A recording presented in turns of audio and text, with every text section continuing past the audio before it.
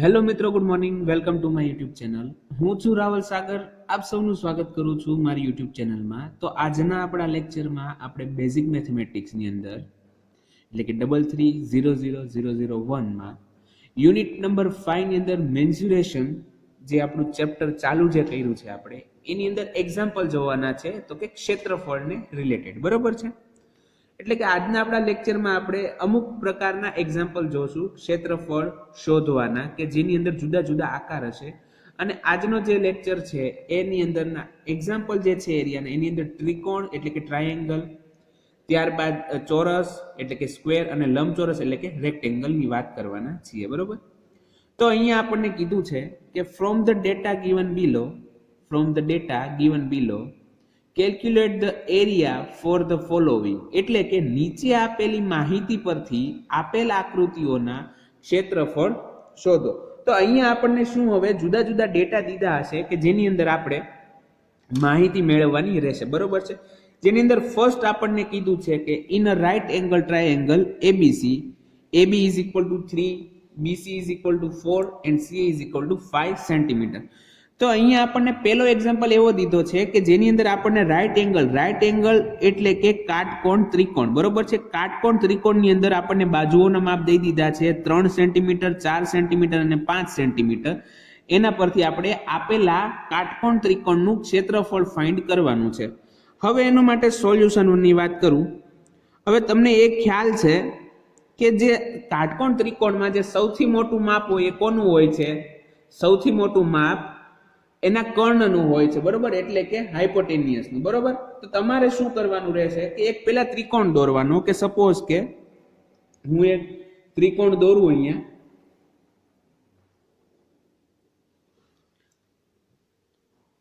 ત્રિકોણ આવી રીતના મેં દોર્યો. રાઈટ એંગલ કીધો છે એટલે કે એનો એક ખૂણો કેવો હશે? 90 ડિગ્રી વાળો. બરોબર છે. તો ત્યાંથી ને અહીંયા એક મેં ત્રિકોણ દોર્યો છે.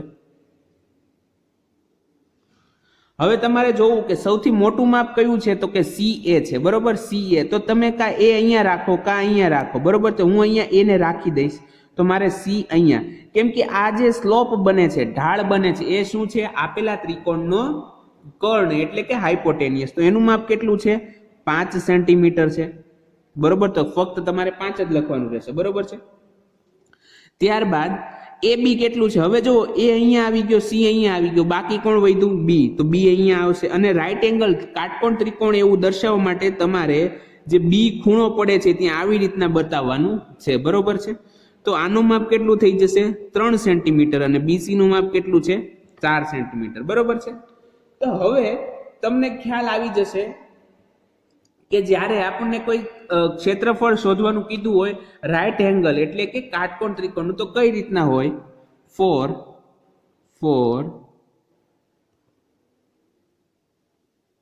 Right angled triangle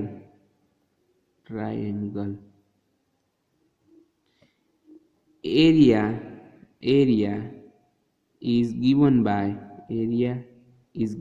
by A is equal to 1/2 into એનો વેધ એટલે કે altitude 1/2 altitude into પાયો એટલે કે બેઝ એટલે કે BASE બેઝ. બરોબર છે. પાયો. બરોબર. આને કીધું આપણે altitude એટલે કે વેધ, અને આને કહેવાય પાયો. બરોબર.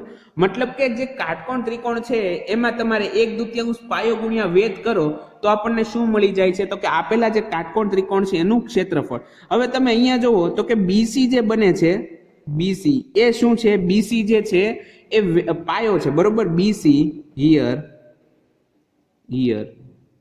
BC is base and AB is, તો અહીંયા અને AB જે છે વેધ બને છે. વેધ એટલે કે altitude, and AB is altitude. બરોબર છે. તો therefore BC is equal to કેટલા છે? તો કે 4 centimetre, and AB is equal to 3 centimetre. બરોબર છે. therefore a is equal to 1/2 into altitude. Altitude એટલે કે વેધ. વેધ શું છે તો કે ab, 1/2 ab ઇન્ટુ BC, બરોબર, 1/2 પાયો ગુણ્યા વેધ. હવે વેધનું માપ કેટલું છે તો કે 3 સેન્ટીમીટર, એટલે કે 1/2 ઇન્ટુ 3 ઇન્ટુ 4, કેમ કે BC નું માપ 4 છે, બરોબર. તો અહીંયા આપણે AB અને BC ના માપ મૂકી દેવાના. અહીંયા જો 2 ઇન્ટુ 2 4 થાય, એટલે કે 3 ઇન્ટુ 2 કેટલા થઈ જશે 6. તો તમારો આન્સર અહીંયા શું આવી જાય છે 6, બરોબર છે. હવે તમારે આની પાછળ જે ક્ષેત્રફળ છે, ક્ષેત્રફળ એને એકમ હોય, મતલબ કે યુનિટ હોય. પણ યુનિટ શું હોય તો કે AB શેમાં છે તો કે AB નું માપ કેટલું છે 3 સેન્ટીમીટર અને BC કેટલું છે 4 સેન્ટીમીટર. સેન્ટીમીટર ઇન્ટુ સેન્ટીમીટર એટલે કે સેન્ટીમીટર સ્ક્વેર, બરોબર છે, centimetre square. Therefore A is equal to 6 centimetre square, બરોબર છે. તો આ તમને શું મળી ગયું છે? આપેલો જે એક્ઝામ્પલ છે આપણો, એમાં તમને કીધું કે કાટકોણ ત્રિકોણના માપ આવા કંઈક હોય તો એનું ક્ષેત્રફળ ફાઇન્ડ કરો, બરોબર. હવે અહીંયા સેન્ટીમીટર સ્ક્વેર ને તમે cm અને આવી રીતના સ્ક્વેર તરીકે લખવાનું છે, બરોબર છે. તો અહીંયા જે આપણો પહેલો એક્ઝામ્પલ હતો એ પૂરો થાય છે, કે જેની અંદર આપણે કાટકોણ ત્રિકોણનું ક્ષેત્રફળ ફાઇન્ડ કર્યું છે. હવે આપણે જે બીજો એક્ઝામ્પલ ગણવાના છીએ એ છે સમબાજુ. સમબાજુ એટલે કે ઇક્વિલેટરલ ટ્રાયેંગલ, બરોબર છે. તો જે બીજો એક્ઝામ્પલ છે એની અંદર દીધું છે B, the length of each side, the length of each sides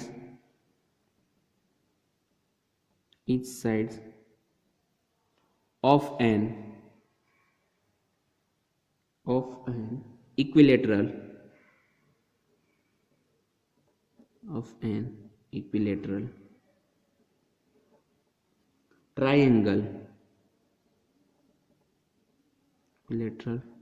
triangle is 4 semi, બરોબર. તો અહીંયા શું કીધું છે કે જે સમબાજુ ત્રિકોણના બધી જ બાજુઓના માપ 4 હોય એનું આપણે શું ફાઇન્ડ કરવાનું છે? ક્ષેત્રફળ ફાઇન્ડ કરવાનું છે. જો આપણે એક્ઝામ્પલ ગણવામાં સ્ટાર્ટમાં જ કહી દીધું કે આપણે ક્ષેત્રફળ ફાઇન્ડ કરવાનું છે. હવે આપણને ફક્ત રકમ એટલે કે એનું જે છે ડેટા દીધો હશે કે કઈ રીતના છે. કદાચ અહીંયા આપણને કીધું છે કે ઇક્વિલેટરલ શબ્દ વાપરો છે, જો ન વાપરો હોત તો એવું કે ભાઈ the length of the each sides of an triangle is 4 centimetre. તમને એવું કહેવામાં આવે કે આપેલા ત્રિકોણની દરેક બાજુઓના માપ 4 સેન્ટીમીટર છે તો પણ ઇક્વિલેટરલ જ કહેવાય, બરોબર છે. અને ઇક્વિલેટરલ વાપરે અને તમને કહે the length of the side of equilateral triangle is 4, તો ઈચ સાઇડ નહીં વાપરે, બરોબર છે. કદાચ વાપરે તો પણ પ્રોબ્લેમ નથી અને ન વાપરે તો તમારે સમજી જવાનું. તો આની અંદર કેવું થાય ઇક્વિલેટરલ ની અંદર કે બધી જ બાજુઓના માપ કેટલા થઈ જશે? 4 સેન્ટીમીટર થઈ જશે, બરોબર. તો સોલ્યુશન લખીએ એનું સોલ્યુશન હિયર. હવે શું કીધું? the length of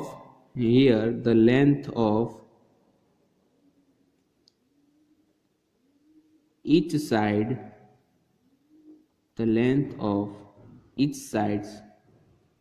of an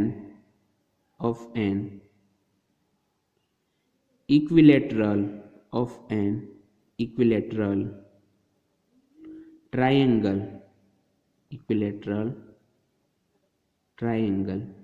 is 4 semi, બરોબર છે. is 4 સેમી દીધી. હવે સપોઝ કે હું એક ટ્રાયેંગલ દોરું છું અહીંયા, બરોબર છે. કેવો દોરું છું? ઇક્વિલેટરલ, મતલબ કે સમબાજુ. સમબાજુ એટલે કે જેની બધી જ બાજુઓના માપ કેવા હોય? સરખા હોય. અહીંયા A છે, અહીંયા B છે અને અહીંયા C છે, બરોબર. હવે બધી the length of each sides of an equilateral triangle is 4, મતલબ કે આપેલી બધી જ બાજુઓના માપ કેટલા છે? 4 સેન્ટીમીટર. મતલબ કે અહીંયા 4 થશે, અહીંયા 4 થશે અને અહીંયા પણ 4 થઈ જશે, બરોબર છે. નાવ area of an equilateral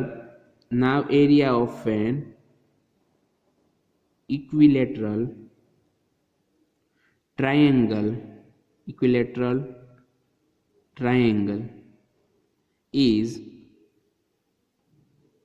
given by a is equal to √3/4 a square. બરોબર છે. તો ઇક્વિલેટરલ જે છે એના માટે આપણને એ જે એનું ક્ષેત્રફળ છે એ કઈ રીતના દેવામાં આવે છે કે √3/4 a સ્ક્વેર. બરોબર છે. વેર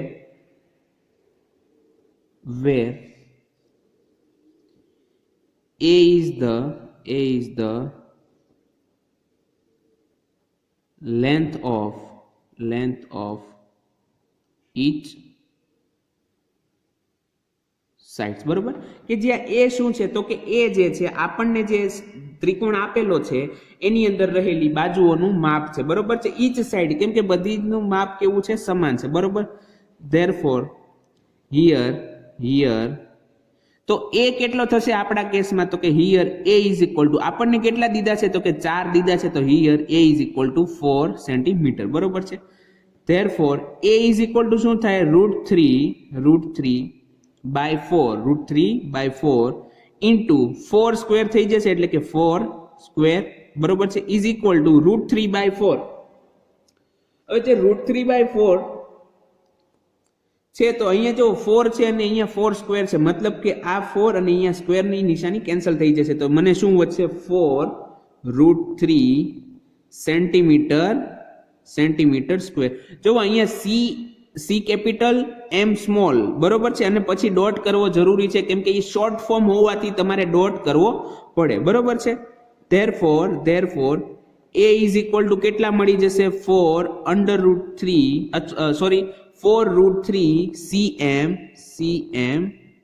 સ્ક્વેર. બરોબર છે. તમને અહીંયા મળી ગયો છે.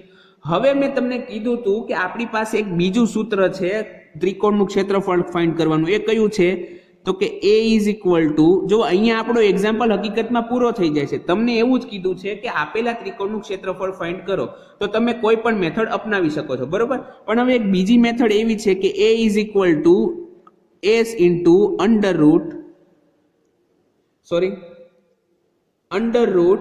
s into s minus a s minus b અને s માઇનસ c. બરોબર. એક મેથડ આપણી પાસે આ પણ છે કે જ્યાં s બરાબર શું છે તો કે s is equal two a plus b plus c is equal two અને ડિવાઈડ બાય 2. બરોબર છે.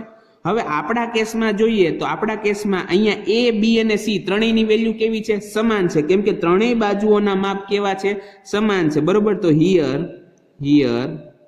એને હું કહી દઉં કે a ઇઝ ઇક્વલ ટુ 3 નહીં 4 a is equal two 4 is equal two b is equal two c કેમ કે a અને b અને c બધાને માપ કેવા છે સમાન છે. બરોબર.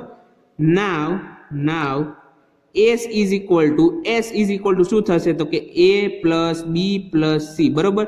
Divided by 2. હવે a કેટલા છે 4 b કેટલા છે 4 અને c કેટલા છે 4 ડિવાઇડેડ બાય 2. બરોબર. તો કે 4 ને 4 8 8 ને 4 12 12 ને 2 વડે ભાંગો તો કેટલા વધે તો કે 12 ને 2 વડે ભાંગો તો 7 વધે. 7 વધે ને 7 નો વધે. 12 ને 2 વડે ભાંગો તો વધે કેટલા 6. Therefore s is equal two કેટલા આવશે 6 સેન્ટીમીટર. જો એકમ લખવો ફરજિયાત છે. એકમના પણ માર્ક હોય છે એટલું તમે યાદ રાખજો કેમ કે ક્ષેત્રફળ છે તો એકમ વાળા છે એને તમારે એકમ લખવા જ પડે. હવે આપણે ક્ષેત્રફળની વાત કરી લઈએ કે a જે છે a ઇઝ ઇક્વલ ટુ શું છે તો કે √s into s minus a s minus b અને s માઇનસ c. બરોબર છે. s minus c. હવે s ની વેલ્યુ કેટલી આવે છે તો કે 6. તો હું મૂકી દઉં અહીંયા 6 ઇન્ટુ s માઇનસ a એટલે કે s માઇનસ 4. ત્યારબાદ s માઇનસ b એટલે કે 6 માઇનસ 4 કેમ કે b પણ 4 છે અને c પણ 4 છે અને અહીંયા આવશે 6 માઇનસ 4. ઓકે. હવે અહીંયા જુઓ તો કે √6 ઇન્ટુ 6 માંથી 4 જાય તો 3 વધે ને 3 નો વધે. 6 માંથી 4 જાય તો કેટલા વધે 2 વધે એટલે 6 માઇનસ 4 એટલે કે 2 ઇન્ટુ 6 માઇનસ 4 એટલે કે 2 ઇન્ટુ 6 માઇનસ 4 એટલે કે 2. બરોબર. તો હવે જુઓ 6 ઇન્ટુ 2 6 દુ 12 12 દુ 24 24 દુ 48 48 મળ્યા. બરોબર. તો કે √48. હવે 48 નું તમે વર્ગમૂળ ન કાઢી શકો. આમ તમે જોવા જાવ તો વર્ગમૂળ બધી સંખ્યાનું નીકળે પણ 48 નું કેવું નીકળશે તો કે પોઈન્ટમાં જવાબ આવશે. પણ આપણે જવાબ જે છે પોઈન્ટમાં નથી લખવો. અંડર રૂટ હશે તો ચાલશે પણ પોઈન્ટમાં નથી લખવો. તો હું શું કરીશ આને તમે જુઓ તો કે 48 ને હું છે ને 16 વડે ભાંગું, મને ખ્યાલ છે કે 16 ના ઘડિયામાં 48 આવે તો કે 16 એકા 16, 16 દુ 32 ને 16 તેલી 48, બરોબર. તો અહીંયા થઈ જશે 16 into 3, બરોબર છે, 16 into 3. Therefore a is equal to જુઓ 16 છે તો 16 નું વર્ગમૂળ શું નીકળે?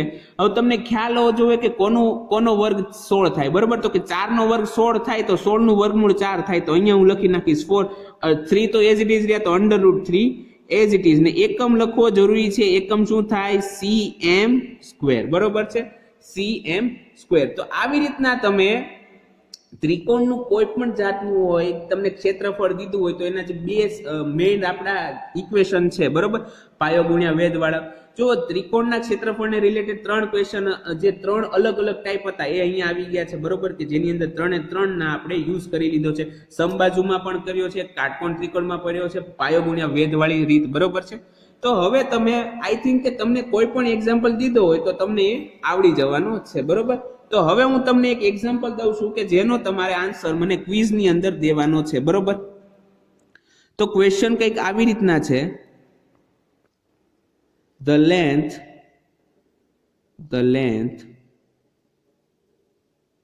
of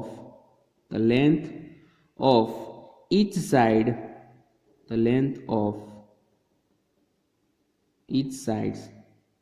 of an equilateral